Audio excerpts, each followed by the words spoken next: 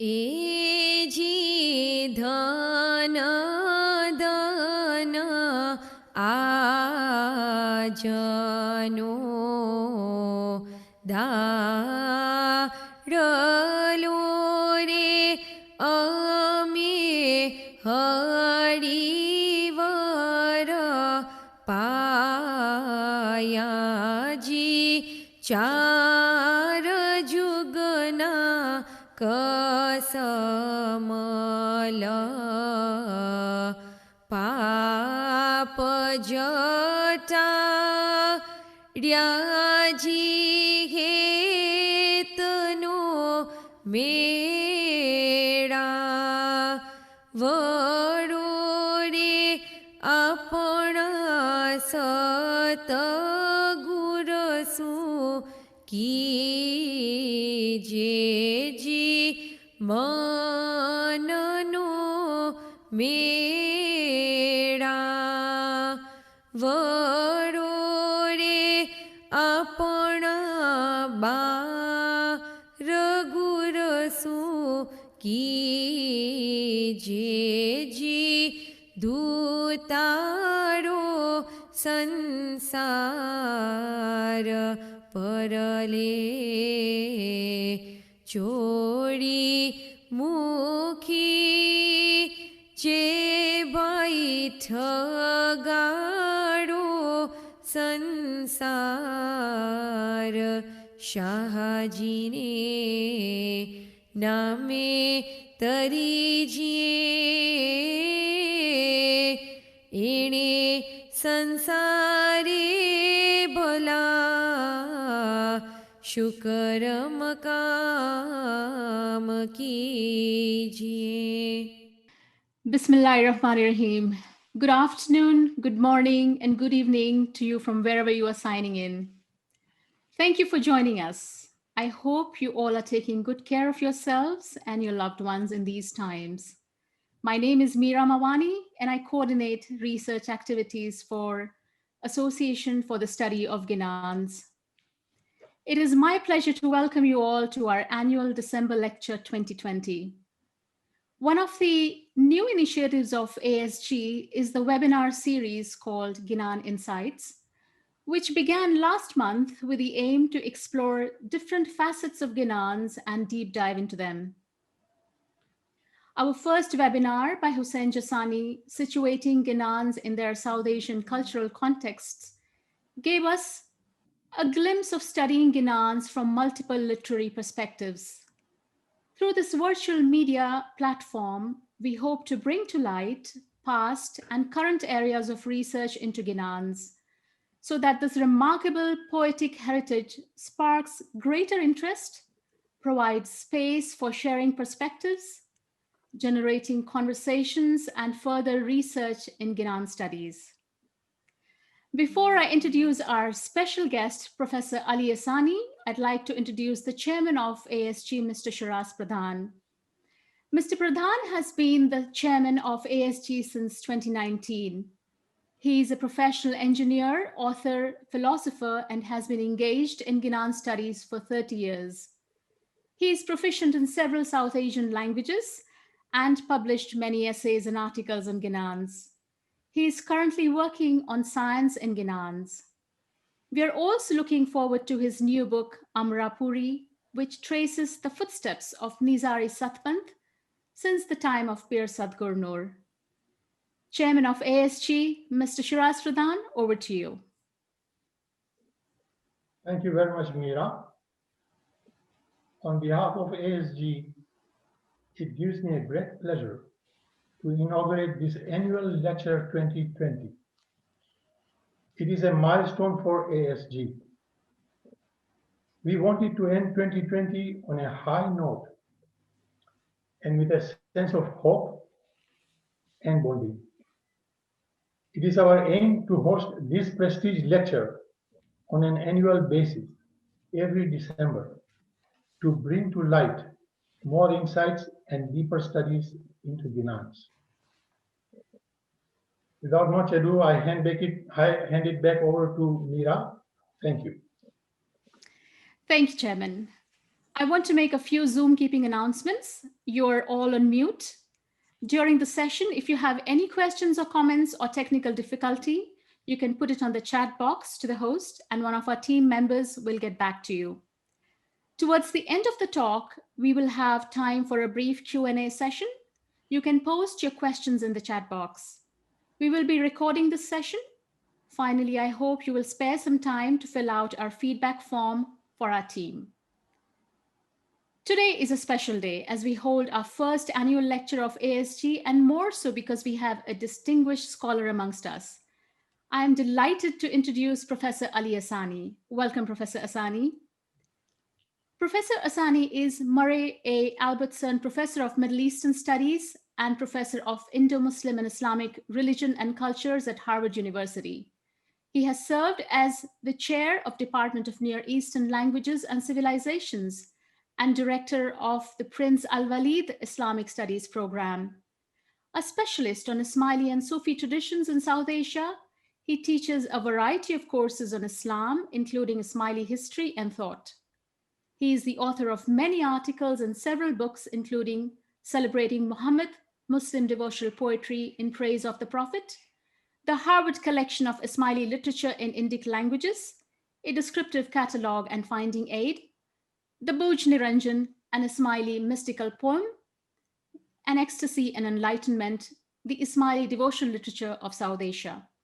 More recently, he is the recipient of the Harvard Foundation Medal for his outstanding contributions to improving intercultural and race relations, the Petra C. Shattuck Prize for Excellence in Teaching, and the 2020 Harvard Foundation Faculty of the Year Award for his efforts in promoting inclusion and belonging at Harvard.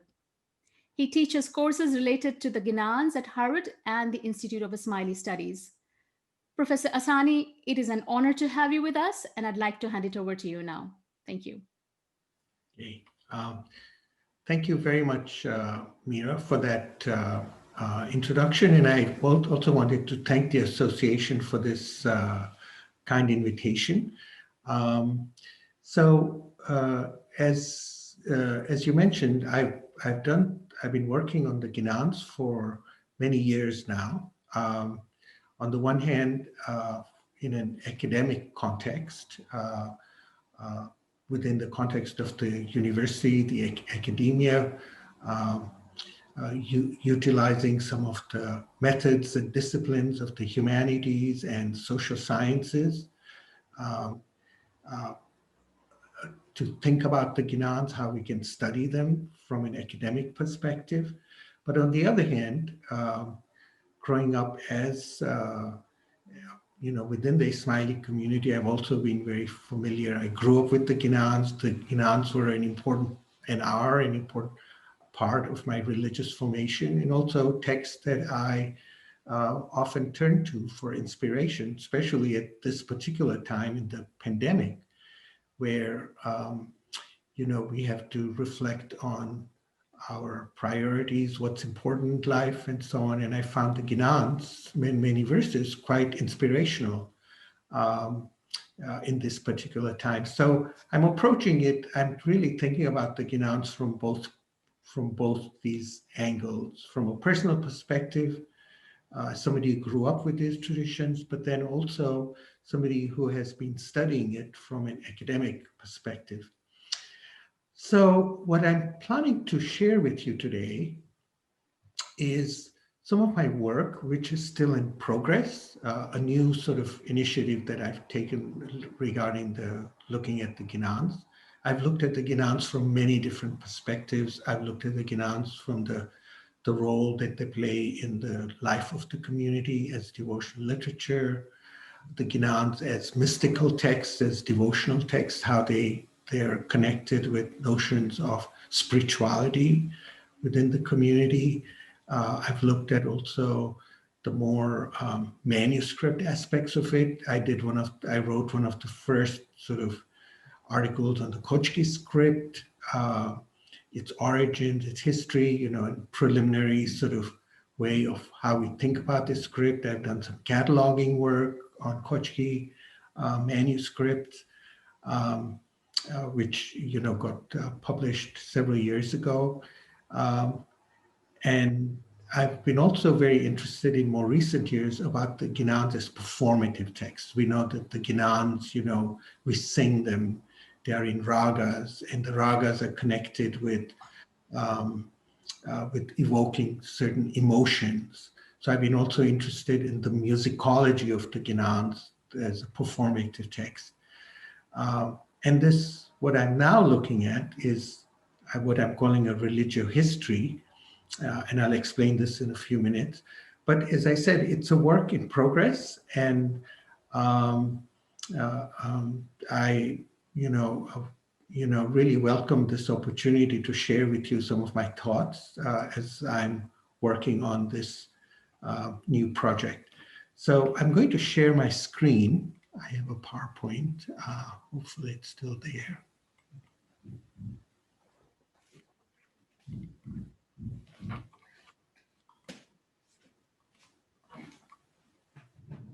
Okay, can everyone?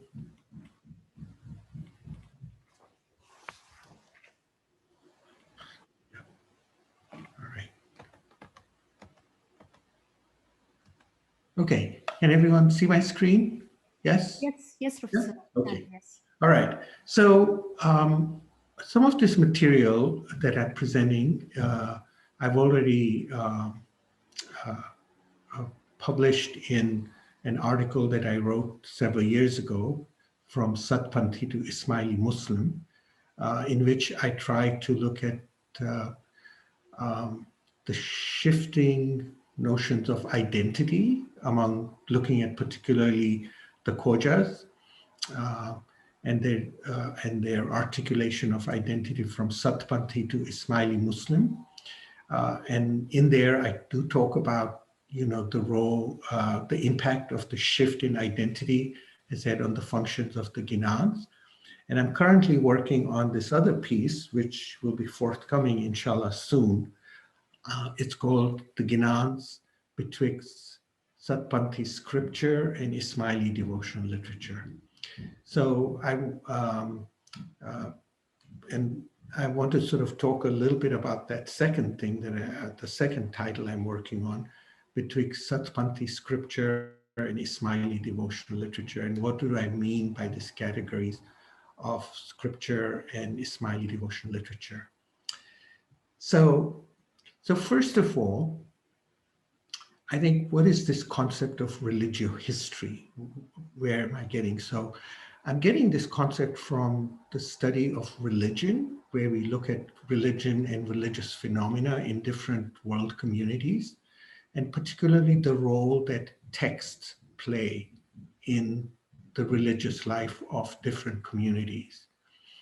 And there is this concept of religiohistory, which talks about not the Ginans as text, like you're taking each individual Ginan and analyzing its meaning and its importance and so on, but rather you're taking the whole corpus of the Ginans as a body of literature, which people recite and sing and memorize. And we look at how, over the course of history, the roles of this entire corpus have changed in the lives of individuals and in the lives of communities. So this is looking at really the relationship of the Ginans as a corpus of literature, and how they relate to the different situations that the communities that actually listen to them, memorize them, recite them, as their context change, how has it changed the role of the Ginans? And so, just to give you, for instance, an example, today, when we talk about the Khojas, and I'll be talking about this a little bit more, the Khojas belonged to, let's say, in the 17th, 18th century, they belonged to a group that we will call Satpanthis. And in the 19th and 20th century, they go from being Satpanthis. This Satpanthis, again, was this larger group that had many, many different castes. The Khojas were one of them. we had the Margis and the Imam Shahis, and we had the Shamshis and so on. So the Khojas were just one group among the Satpantis. And we find in the 20th century, for a variety of reasons, the Khojas begin to identify themselves as Satpanti Ismaili. There are other Satpanti groups that define themselves not as Satpanti, but they define themselves as more Hindu. And then eventually, these Satpanti Ismailis in the 1970s, 1980s, start to identify themselves as Nizari Ismailis. So what you see is a shift in the identity of the Khojas over 300 years, from Satpanti to Satpanti Ismaili, and then to Nizari Ismaili. And you can see the progression of the shift of identity. And in that shifting of the identity, while the Ginans are still present as texts in the different stages, the roles that the Ginans play start to change. And what I would say is that they move from being a normative scripture to liturgical texts that become important for ritual purposes. And let me explain what I mean by that. So here, again, I'm citing another work from the study of religion, where we talk about scriptural texts. What is scripture? And James Watt has talked about that scriptures have three dimensions to them. There's a semantic dimension, which means people construct meaning behind the text, they interpret the text, and then the text becomes an important way in which personal norms and communal norms, like how you act, how you see the world, and so on, it influences all of that. So that's that semantic dimension. Scriptures are also performative in the sense that people perform them in public and private settings, singing, and in some cases there's dramatization as well. But in the case of the Ginans, the performative part is very much singing. And then scriptures also have an iconic dimension. That is, they have a physical form, like in the case of the Ginans, we have them as books. They're sometimes ritual manipulation in the sense that Ginans can be incorporated within different rituals. For instance, we have the Ginans being incorporated, verses in Ginans being incorporated in Zikr. While people are reciting Zikr and chanting the names of God, they'll put in verses in there. And then you can also find artistic representation. And you can see lots of examples, and we'll talk about this later, about how there's this iconic use of scripture. So James Watt talks about these three different dimensions that scriptures have.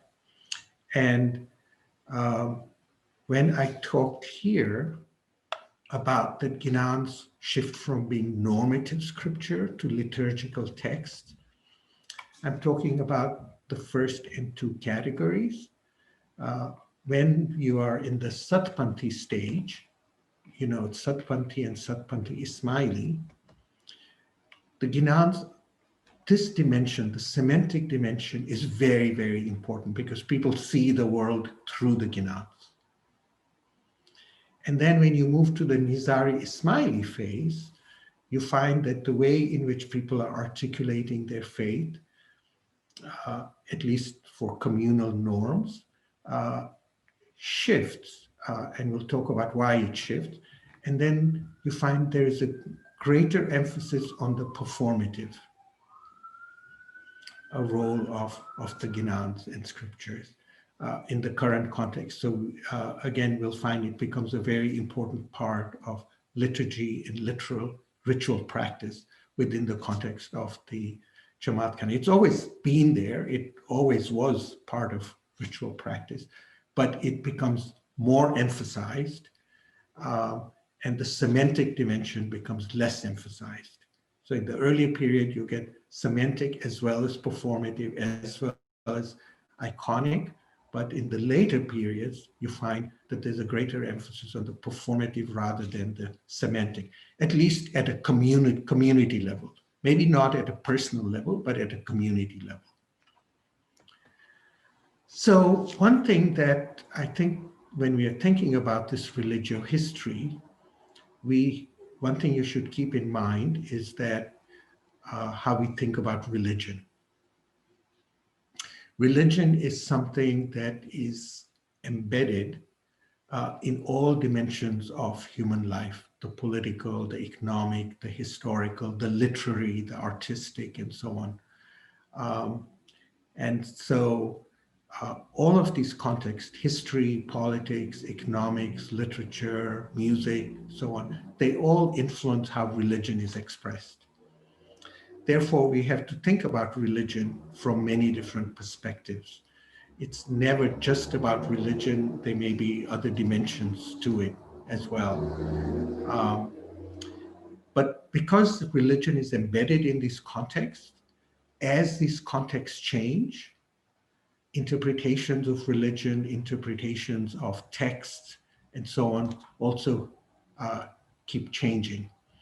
And so conceptions of religion are dynamic and they're fluid. And this is a very important concept when we start thinking about what I'm calling the religiohistory. Now, when we think about religiohistory, we also have to recognize the fact that we ourselves today are based in the 21st century, and we have our own conceptions of what is religion. But those conceptions of religion have been influenced by growing up in the 21st century, where we think about religion in a certain way. And sometimes when we look at the past, we tend to project our own 21st century notions onto the past. And this is certainly what sometimes happened with the Ginans. So we should keep that in mind. And the reason why I say this is, for instance, we very often talk about, in the contemporary context, as Ginans as being Ismaili, this form of Ismaili literature. But one of the interesting things about the Ginans is that in the Ginans, the word Ismaili doesn't appear even once, which suggests that this label, or thinking about it as specifically Ismaili, is a notion that is coming from later in history. What you do find in the Ginans is this term Satman. In the peers, and I don't need to go into all the history, because all of you know very well these different traditions. But the peers, at least the way they talk about the tradition, is that they are preaching Satpant. They are guiding people to the Satpant. And this term Pant that is being used is a very interesting term, because we find that they're followers of other religious figures in medieval India, like, for example, Kabir, Dadu, Nanak, who came eventually to be seen as the founder of the Sikh tradition. They're all movements that arose around their teachings, were all called Pants. So Kabir Pant, Dadu Pant, Nanak Pant. And here we have this thing called Satpant, which is used to designate a large movement which included many different subgroups of people who are following these peers.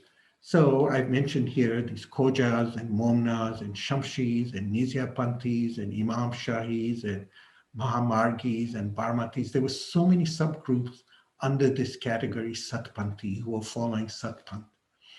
And each of these groups had a very distinctive peer tradition. They were very often connected with a particular peer.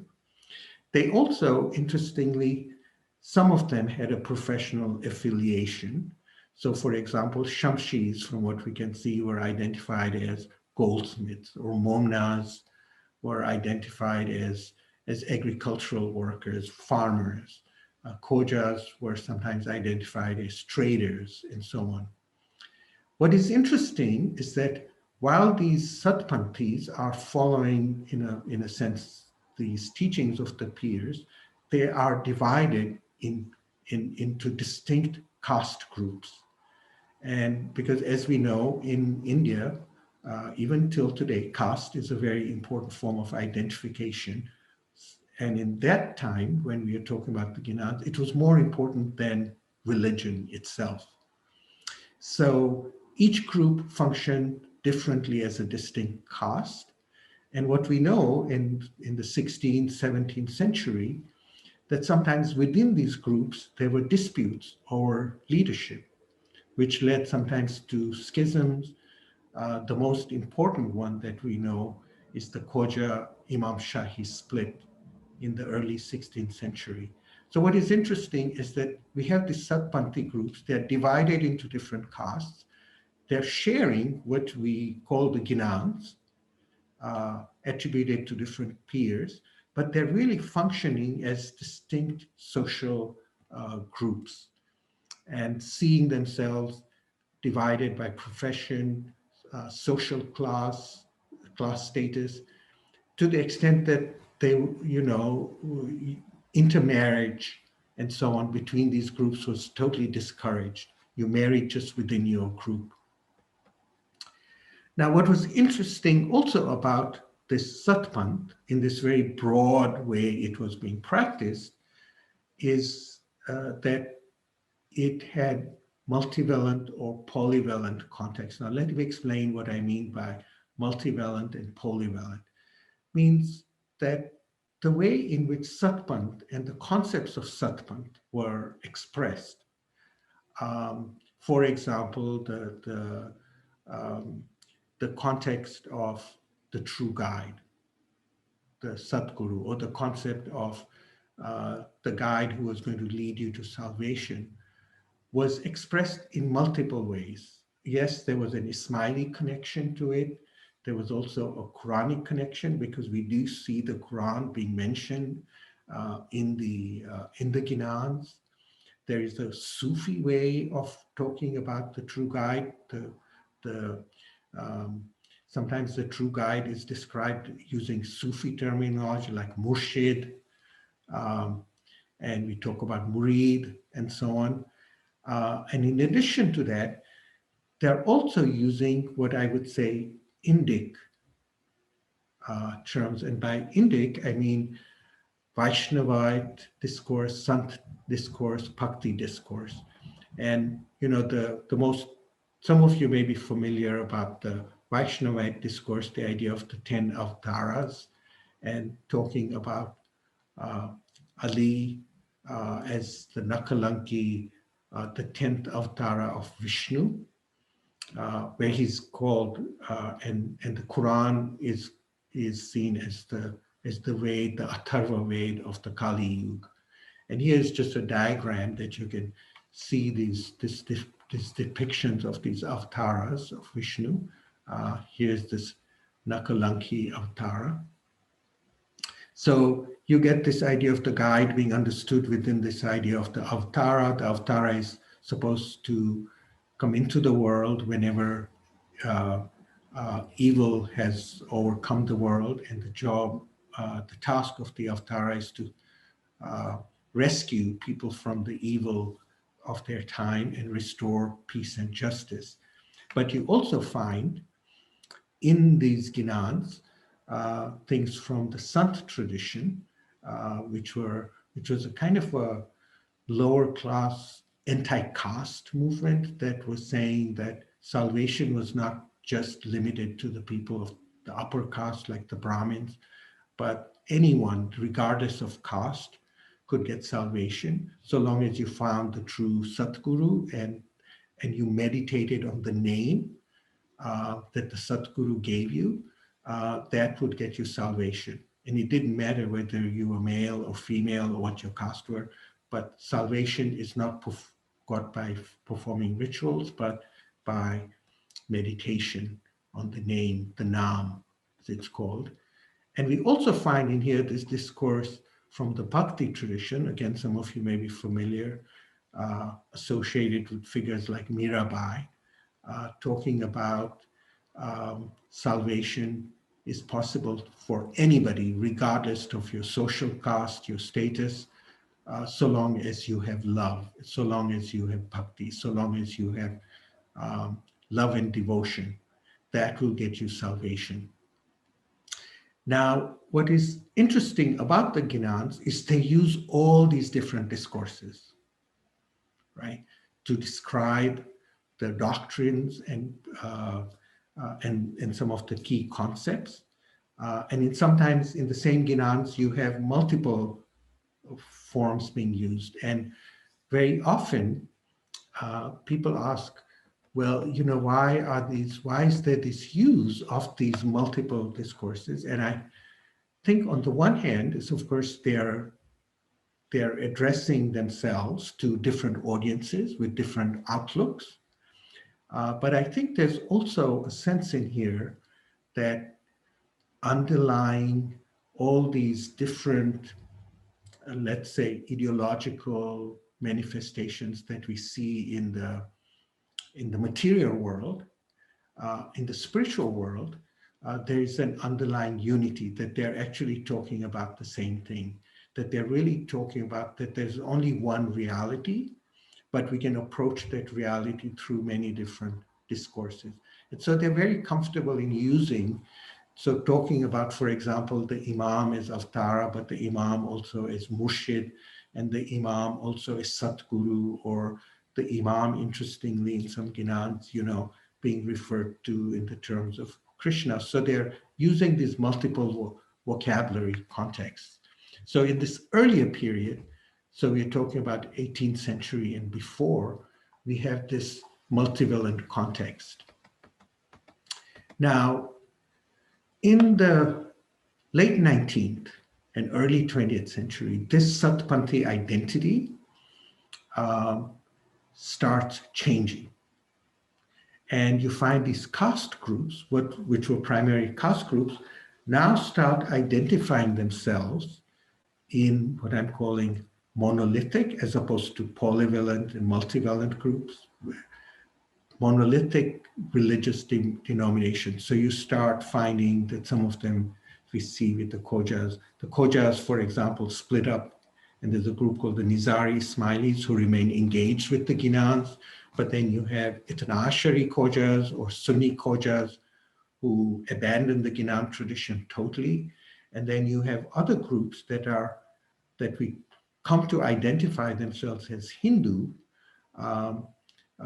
and devotees of Ramdev and so on, but are still engaged with the Ginans, but they are interpreting the Ginans totally from a perspective of a Hindu point of view. So we have this very interesting phenomena where you have some groups from the Satpanthi tradition in the late 19th, early 20th century are engaging with sometimes the same Ginans, but they're interpreting them within totally different contexts.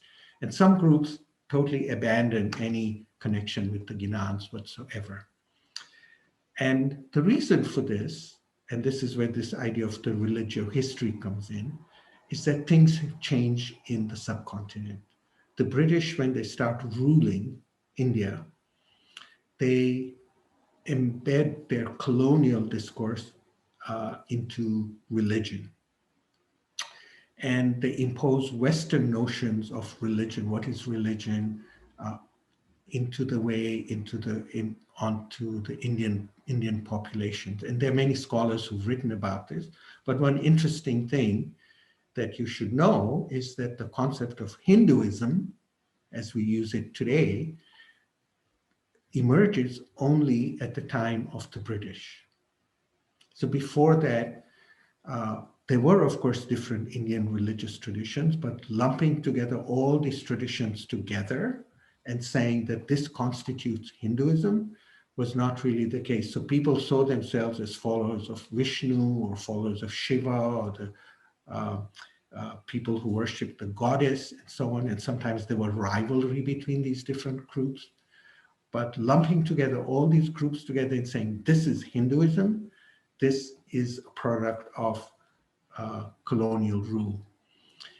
And so you just, as you get these categories, Hindu developing and seen in a monolithic way, so wiping out any diversity, that there's in fact many different traditions in India that are being lumped together.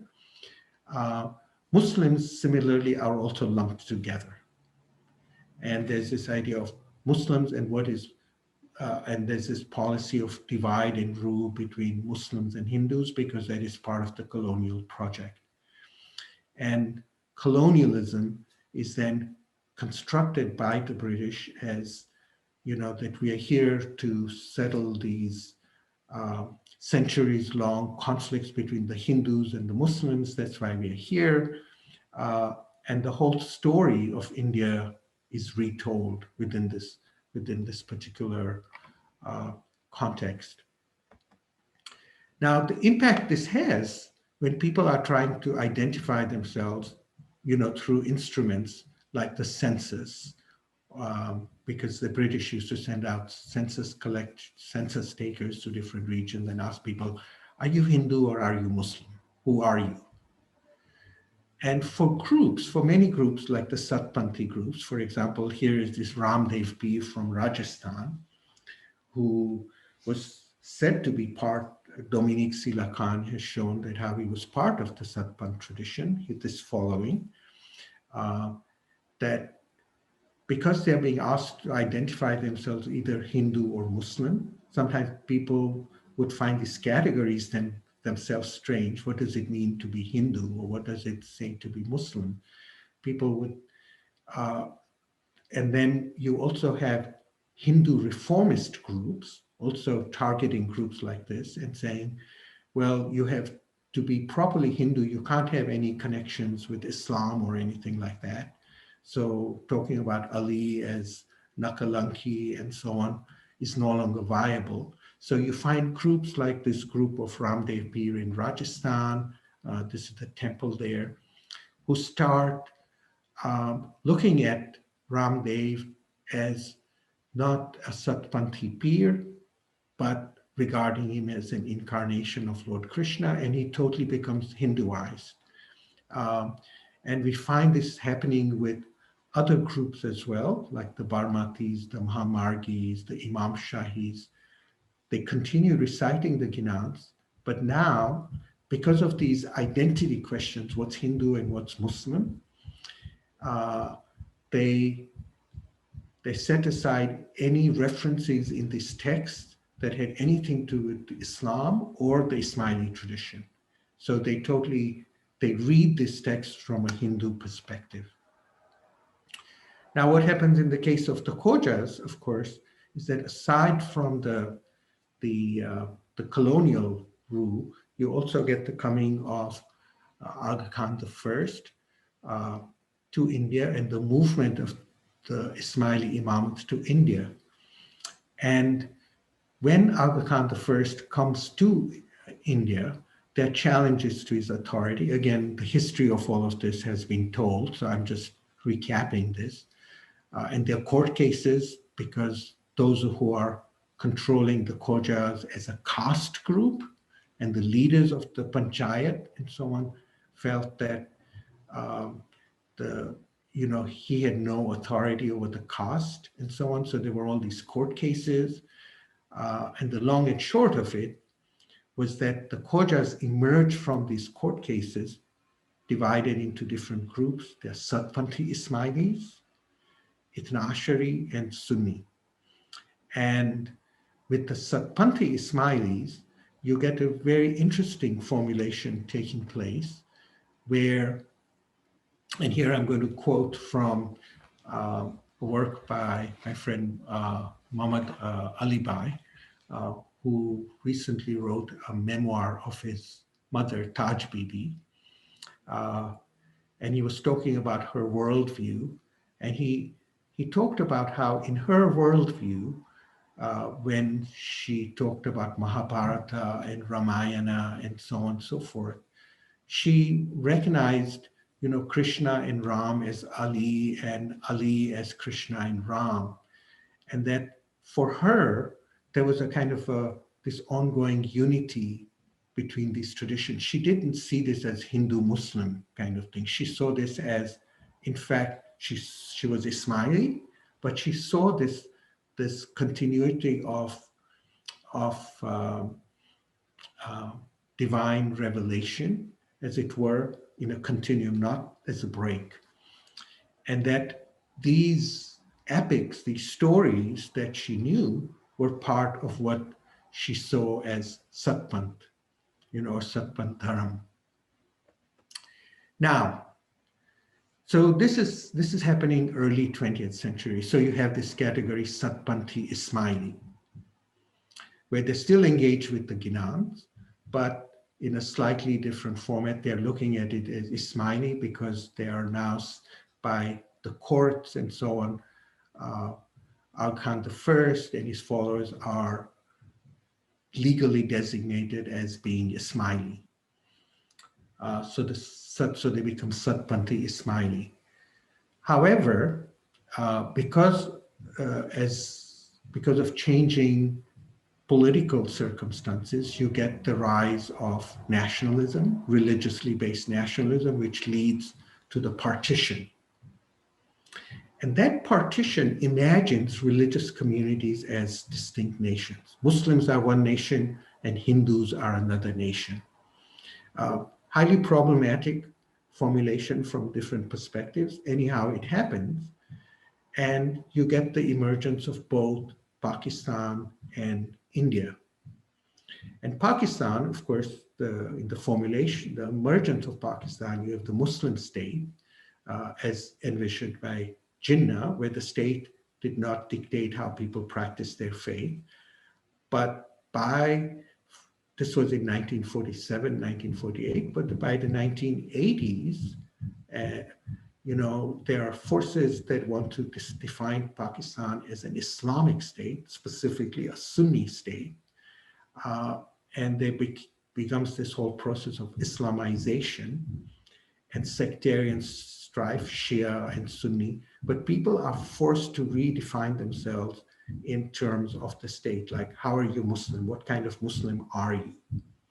Similarly, in India, where Muslims are a minority, you get the rise of Hindu fundamentalisms, which we see even today. But at this point, it starts out, it's heightened today, where you find that groups that talk about Ram and Krishna and Ali together, they're not seen as, there's no room for this kind of discourse. They have to be properly Hindu. So you get this rise of Hindu fundamentalism. So in the Pakistan, you get the rise of what we would say is Islamic fundamentalism. And in India, you get the rise of what we would call as Hindu fundamentalism. Now, these impacts start having impacts on the Ginans and how the Ginans were perceived. So we find, for instance, in the Paris conference in 1975, and subsequent there were these big debates about what constitutes Hindu elements and Islamic elements in the Ginans. And because these have become politically very sensitive questions in this part of the world. What is also interesting, as a result of these political developments, the Ginans, the normative understanding of what it means to be Ismaili gradually shifts to the Quran.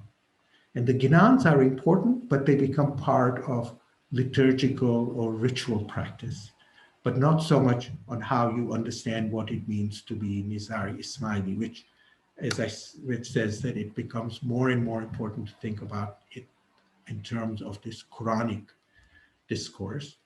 What also happens in the 80s and 1990s is transnationalization. The Nizari Ismailis, or the Khojas, who are Satpanthi Ismaili and the Nizari Ismaili, come into contact with other traditions of Ismailis around the world, like the Tajik, the Syrian, and so on. and they encounter other forms of devotional literature. You get the rise of religious institutions that standardize religious education in a transnational way across different countries and nations. You get a uniform Arabic dua being introduced, while you have these local traditions of Qasida and Madhu and Munajat and Ginan. So Ginan come to be seen as a form of devotional literature. So you start seeing is that the ways in which Ginan are being understood start shifting. And in short, you find that, I'm going to just switch to this slide. In short, you find that there is a kind of, there's a kind of way in which the Ginans are now limited to a liturgical context in the context of the Jamaat Khana, where they're seen as an important part of ritual, and that's where people encounter them, and they're seen as sacred. But in terms of the religious worldview, like how do you understand the imam? How do you understand concepts of the imamate and so on? These texts are not the primary texts which are used. What is being used is the Quran. So if you look at the 1986 Constitution, you find the notion of the imamate is now totally done within a Quranic discourse. The notions of the imam being the bearer of talim and tawil of the Quran. So on the one hand, you get these Ginans being used in the liturgical context. But interestingly, because of media, which is another very important change that we find taking place in the 1990s and then coming to the decades, to the last decade of the 20th century and 21st century, we also have the explosion of the internet. And what we find is that there are people who have taken the Ginan traditions, Ismaili and non-Ismaili, and have expressed a variety of different ideas about the Ginans in very creative ways. And we don't have the time here to go into this, but if you're interested, I would recommend you read Karim Gilani's PhD dissertation on sound and recitation of the Khoja Ismaili Ginans, from which this chart has been taken, where you find there's a total other, the ways in which Ginans are being interpreted through this other, I would say, this other civic space is very different than what you see in the traditional format of the Jamaat Khana. And so, for instance, you can see somebody like Abida Parveen, who sings Sufi poetry, is still singing Ginans, but she sees these Ginan, and she sees Sufi poets and the peers of the Ginans and Guru Nanak and Mirabai as all being divinely inspired persons who chose music as a tool for their messages of peace, love, and humanity. So she's looking at the Ginans as part of this larger corpus of mystical literature that are composed by divinely inspired people. And it's very interesting who she includes along with these different peers. Similarly, another very prominent figure in India, Rageshwari, who's done some Ginan recitations as well. And here Karim Gilani quotes Rageshwari's father, who often partners in her productions. She takes the verse from this Ginan, I think it is Sahibaji to More Manpave, in which it says that people worship this Ram and Rahman in names and forms. They are different, but they're really from the same light, that the foolish do not cross the secret of this. This is the Quranic verse. And Srilok Lumba, who comes from a Sikh background, it says that, well, here's a message which is beyond any religion. Call it Sufism or Bhaktism or the religion of humanity. Oops, sorry. Yeah, It is, yeah, sorry about that. You know, they're all the same, and it has a universal appeal. And this is the message that we need today, especially, I think, in the time when religious fundamentalisms are trying to divide people, and that the Ginans are a great resource to this. So I'm going to stop here. But what I wanted to, I think at the end, just point out that as we're tracing the religiohistory of the Ginans in different communities and different contexts, one thing we find in the, going back to this chart, that on the one hand, you find that the Ginans continue to form a very important part of Khoja or Nizari Ismaili traditions as devotional literature. But in this realm, the larger realm of the internet and so on, with so many actors, performing Ismaili and non-Ismaili, you find that the Ginans have become a space where people are engaging with what I would call religious and cultural pluralism, very often to defy what I would say are narrow fundamentalist conceptions of religion that divide people and create hatred. And they're looking at the Ginans as a source of inspiration. So here you see that how the tradition itself, with the context of the internet and social media, has been totally redefined in a very interesting way. So I'm going to stop here. I'm sure you have lots of questions. So we'll just open up for questions. Thank you, Professor Asani, for that very thought-provoking and insightful talk, and tracing the changing role of Ginans as a literary corpus in the Ismaili community. You've quite succinctly laid out the reformulation of Ginans, and if I may say, the changing identity and possibly even the reinterpretation of Ginans, while you traced the journey of the Ginans and their changing identities through the various stages, through the different Satpanthi tradition, the Vaishnavi traditions, the Bhakti traditions, etc. But also how the India and Pakistanis also, how differing ways in which people have begun to look at Ginans, and coming to this day, how the Ginans have been reinterpreted in the modern light through the media today.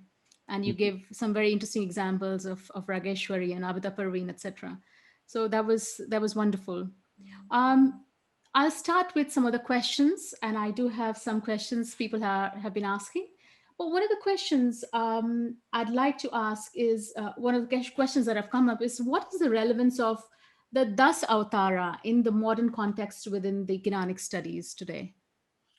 Well, I think that the Das Avtara used to, in the time of the, let's say, when you're in the Satpan stage and the Satpanthi Ismaili stage, the Das Avtara was a very important formulation, a very important way in which people understood the notion of the imamate, right? And so it was it was a central text which was recited regularly, on a daily basis. But I think as people, at least from an institutional perspective, because you have to talk about, I think you have to make a difference between an institutional perspective and a personal perspective. From an institutional perspective, religious institutions are very often under pressures from outside forces. And we've sort of looked at, in the case of both Pakistan and India, where religious nationalisms, the nation state or groups that are saying, well, how are you Muslim? And they have their own yardsticks by which they're trying to define what is Muslim. And sometimes those political pressures on identity lead to a rethinking about how you're going to express what is the notion of the Imam. And so you get a more Quranic discourse, which other Muslims will understand, rather than this Avtar from a institutional perspective. But I think from a personal perspective, there's still people who very much hold by that tradition. They're still in that Satpanti Ismaili stage, where they see as that there is one universal truth, and you have these different manifestations. So what you have here is this bifurcation, when you're talking about from an institutional perspective, what kinds of things you can say and what kinds of things you can do. But from a personal level, that's left up to the individual. So from a research perspective, of course, Dasatara is still a very important text from an academic perspective. But I do think that at a personal level, there are many Ismailis who see the notion of the imamate through the perspective of the Savdara.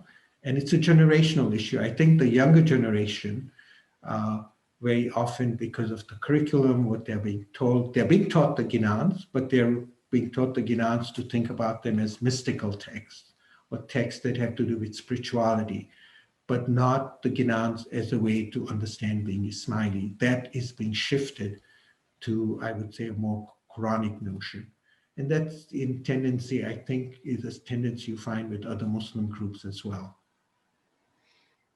Thank you, Professor Asani. There is another question I have from Rashida. The question is, how far did the mission of Dawah or conversion impact the content of Ginans? So I think this question I'm sort of rethinking how to formulate this question, because, the idea of conversion, I think is not an idea that is appropriate when you think about the Ginans, because let's take, for example, these Ginans like Dasavdara and so on. When you talk about conversion, you imagine that there are two different categories. There's Islam and there's Hinduism. What is very clear in the Ginans is they don't see this category as Islam and Hinduism. If they did, they wouldn't talk about Rama and Krishna and Ali in the same breath, right? They see this as a continuum, right? There's a formulation there.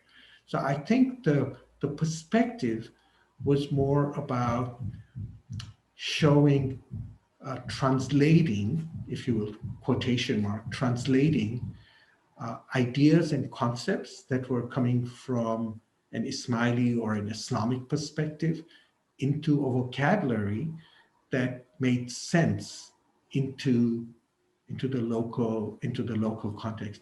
People were not being asked to give up Krishna and Rama, because if this was conversion, there would have been a definite break between the past and the new tradition.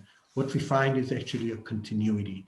So I don't think the Satpan tradition should be seen as a tradition of conversion. Maybe it's a tradition where ways in which you look at things are being, there's a new dimension being offered, like this Dasa of Tara, the Nakalanki of Tara that you're looking for is here, but it shows continuity with the past. And this notion of conversion, and in fact, I would even say the peers as missionaries, interestingly emerges as a result of those court cases in the 19th century, where the British judge actually talks about these peers as missionaries. What he's doing is he's introducing Western notions of Christianity and religion and projecting them onto the Satpan tradition. So I and others have written a lot about why this notion of conversion is problematic when we are thinking about the Ginanic tradition, and also other traditions like the Ginans amongst Muslims in the subcontinent. I think you're absolutely right, because I think I remember you have written, as well as Tazim Qasim, I think she has mentioned that instead of conversion, it is more of an invitation to the Satpanth, or more of it's preaching, it's an invitation. And I think she also mentions a verse from the Quran saying that there's no compulsion in religion. So the peers didn't there was no coercion in terms of invitation to Satpanth Yeah. or conversion. So Yeah. And I would also say there are some scholars who sort of looked as, this whole the Sultara, was it just a strategy? Was it just a trick yeah, to get people? And I don't think that that is appropriate either, because I think, there's a sense here that this was seen as a religious truth, as a spiritual truth, and that spiritually, this is one reality that and I think this is something very interesting that you find in the Ismaili Dawa, generally speaking, where you find in Fatimid times, and again, I've written about this, that you had Fatimid Dais speaking about the Imam in many different discourses. Right? And like Gnostic, Jewish, um, and Zoroastrian, and so on. So the idea was that we can talk about these, what are at the level of the material world, as seen as very different discourses, but they're comfortable in using these discourses because they know they point to the same spiritual truth. And I think this is the same thing with Satpan. The path to the truth has multiple manifestations in the physical world, but they're all pointing to the same truth, the same reality, the same spiritual truth. yes. Thank you. There is another question I have from Ferin Bimani, and she asks, why are the names of Hindu gods removed from the Ginans in India when recited in Jamaat Khana? So very interesting question. And this I would say, and I mentioned it a little bit, because of these pressures of identity, and it has, a lot of the pressures are external. Pressures coming from the states, pressures coming from fundamentalist groups, Hindu, Muslim fundamentalist groups. We live in societies where some of these groups are very powerful. And people saying that, well, if you're Muslim, why is it that you're right? Why is it that you are reciting these Hindu names? Now, it's a question of perception. People may not see. So, for example, from a perspective of the practitioner, they don't make this division that this is Hindu and this is Muslim. But I think it's an external perception. But those external perceptions are very important politically, but also sometimes for, I would even say, security, because sometimes you can be targeted by some of these forces, which is a very unpleasant experience. And I think to forestall all of that, in 1975, at the Paris conference, there was a decision made that because of the changing contexts in which we are in, that some of these elements should be dropped or Islamized. So Hari, which is a generic word for God in Indian languages, or Vishnu, becomes changed to Ali. Swami becomes Mola, right? And I think this really, one should look at this, that the traditions is being changed, not because people want to change it themselves, but you live in societies where religion has become so politicized that the kinds of formulations that you had in Satpanthi are, first of all, no longer possible, unfortunately, I would say, in this world, because, it would solve a lot of these problems, because religion has become so politicized and has become the reason for creating violence. And I think that sometimes for pragmatic reasons and things like that, you have to make changes and compromises so that at least the tradition is preserved and you continue to engage with the tradition, but in a way that is not going to raise too many questions from fundamentalist groups. Thank you, Professor Asani. There's another question by Rohi Qasim. How is Prophet Muhammad depicted in the Satpanth tradition? Okay, so the Prophet Muhammad is represented as, well, in some places so you know what is this? I would say that there were various ways in which he is represented. Now, I mentioned that there are different discourses in the Satpan tradition. You know, there's the Dasavatara, there's the Vaishnavite discourse, the Bhakti discourse, you know, the Sant discourse, and so on and so forth. And then there's also a Quranic discourse in there. So you'll find in some Ginans, the Prophet Muhammad is referred to as a prophet. And as somebody who intercedes for the community and so on and so forth. Other Ginans, he's represented as Guru Brahma, and sometimes the peers are connected with this figure of the prophet. So the prophet is understood in different ways depending on which discourse. What I suspect is that, you know, today we think about the Ginans as just one corpus, but what we forget is that there's tremendous diversity within the Ginans, and this diversity is created by the fact that they were composed over centuries and in different cultural and political contexts. And those contexts shape the discourse. So we'll find multiple discourses on any topic, whether you're talking about the Prophet Muhammad or you're talking about the afterlife and so on. It's not just one discourse. Depends on when was the Ginan composed, in what context, what was the audience. You will find one formulation. Then in another Ginan, in another context, at a different period in time, you will find another formulation.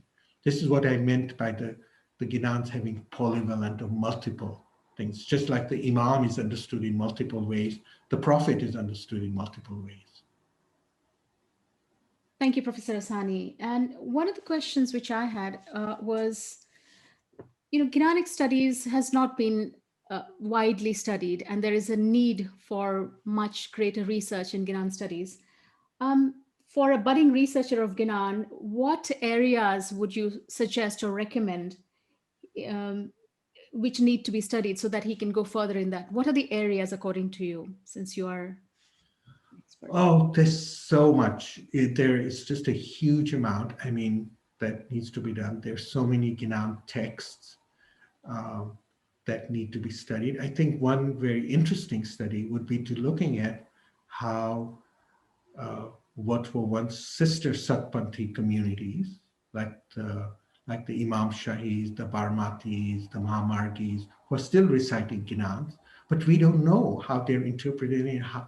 Sometimes it's the same Ginans, and it'd be very interesting to look at how these Ginans are a shared tradition between groups that today identify themselves Muslim or Hindu, but they're sharing this tradition, and looking at how these Ginanic traditions are being interpreted within those groups. Very little work has been done there, and it would be very interesting to see how the same text, even sung with the same raga, is differently interpreted. I think, especially from the point of view of interfaith studies in a world that is highly polarized, that would be a very interesting thing, because you do find that literatures and Ginans have a way of bringing people together rather than separating them. I'll give you one example, and I've mentioned this several times in some of my publications. In the 1950s or 1960s in East Africa, there was a very famous Ginan reciter. I think it was Aziz Tejpar, if I'm not mistaken, or am I Shamshu Tejpar? Anyway, the last name was Tejpar. I'm sorry, I'm blanking out on the first name. Was a wonderful Ginan reciter. And he used to go and recite Ginans in a mandir. And he would also go to Gurudwara. And people in these two religious spaces really appreciated the Ginans because they could find meaning in them, because the language that was being used is the vocabulary that they share. And so I think that, the ways in which Ginans can be used today to promote intercommunal harmony in a highly polarized world would be a very interesting research topic. Thank you, Professor Asani. I think that should be the end of the questions. Professor Asani, it's been a great pleasure to have you, but I would like to invite now the Vice Chair of ASG, Mr. Mohammed Maladina, for a vote of thanks. But before that, may I request everyone to give your feedback by clicking on the feedback form in the link in the chat box, please. Thank you. I'd like to invite Mr. Mohammed Maladina to give a vote of thanks. Mr. Maladina has been instrumental in the formation of ASG, along with Mr. Pyarali Jiva, and is currently the Vice Chair of ASG. His commitment and dedication to the cause of ASG is commendable. Mr. Maladina, over to you. Thank you. Bismillahirrahmanirrahim. Professor Ali Asani, Chairman of the Association for the Study of Ginans, ASG in short, Mr. Shiraz Pradhan, my fellow board members, and all the friends who have joined us from around the world, Ya Ali Madad. On behalf of ASG, and my good fortune that I've been given this pleasant task to give a vote of thanks to our speaker of our annual event, Professor Ali Asani. Professor Asani, you have made my life very difficult as I've gone through various dictionaries to find a strong word to show our appreciation for the marvelous talk, and the best I get is thank you. To me, it is not enough, particularly the time you have given for the preparation and finally the talk today. Maybe my native language Swahili will do justice. Asante sana, Mungu akubarikie. Translates, thank you very much, and God bless you. Professor Asani, you have opened new avenues for us in terms of research and hopefully incentivized our younger generations to have passion for Ginans, and we have been told they are our wonderful traditions. Ginans are not only for recitations, but if studied deeply, they give guidance in every aspect of our daily lives. Professor Asani, this is just the beginning of our long journey together, and I say on behalf of every board member of ASG that you will always be there to guide us and share your wisdom so that we can build a solid foundation for our world-renowned Ginan Center. On behalf of ASG, I would like to wish you good health and be blessed with seva that you are wonderfully doing. May our relationship with you get stronger with time. Thank you so much, and Ya Ali Madad. Thank you, Mr. Maladina. As we come to the end of this webinar session, I would like to say a big thank you to all of you, the audience who have joined us from across the world. Professor Asani, it has been a pleasure to have you share your time and knowledge with us and gracing the first annual lecture of ASG. Thank you. And to all of you, please be on a lookout for our future ASG programs on Facebook and also our upcoming ASG YouTube channel. Thank you all and have a wonderful evening.